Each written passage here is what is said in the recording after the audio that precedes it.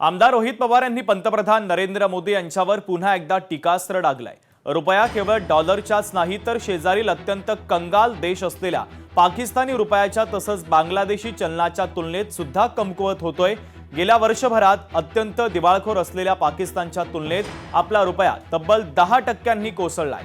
याचा अर्थ आपल्या पॉलिसीत डुप्लिकेट माल तर होताच, तर एक्सपायर्ड माल सुद्धा झाल्या। असं धोरण बनवणं चॉकलेट वाटणे इतकं नक्कीच सोपं नाहीये, असा टोला सुद्धा आमदार रोहित पवार यांनी एक्स पोस्टच्या माध्यमातून लगावलेला आहे।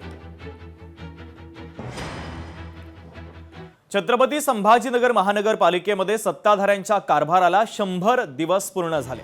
अंबादास दानवे यांनी आता महायुतीवर जोरदार निशाणा साधला। घोषणांचा सुकाळ आणि कामांचा दुष्काळ असं अंबादास दानवे यांनी म्हटलं। दुष्काळापलीकडे शहराच्या पदरामध्ये काहीच पडलं नाही। हेरिटेज वॉकचा सपशेल खोटा दावा करण्यात आला होता असं देखील अंबादास दानवे यांनी म्हटलं। तर पाणी प्रश्न अधिक बिकट होत चाललाय। नागरिक टँकरच्या विळख्यामध्ये अडकलेले आहेत। आरोग्याशी क्रूर खेळ केला जातोय। मान्सूनपूर्व कामांचं वाटोळं करण्यात आलं। सामान्यांचं मरण सुरू आहे। पदाधिकाऱ्यांची चंगळ सुरू आहे अशी टीका आता दानवेंनी केलेली आहे।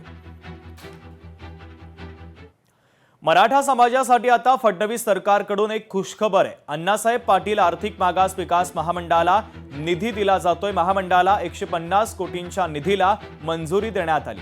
अर्थसंकल्पामध्ये महामंडळासाठी 750 कोटींची तरतूद करण्यात आली आहे। पहिल्या टप्प्यात 150 कोटी रुपयांचा निधी आता वितरित केला जातोय।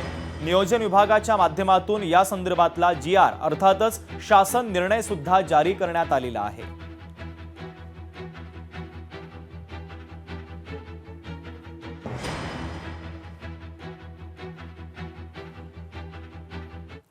नीट पेपरफुटी प्रकरणाचा आता बीड कनेक्शन समोर आलं। अंबाजोगाई येथील विद्यार्थ्यांची चौकशी करण्यात येते।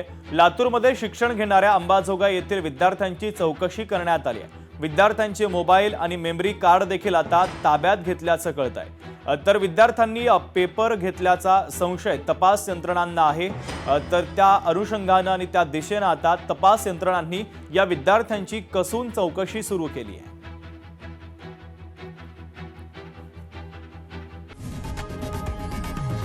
लोकशाही मराठी ऐका, पहा, जागरूक रहा।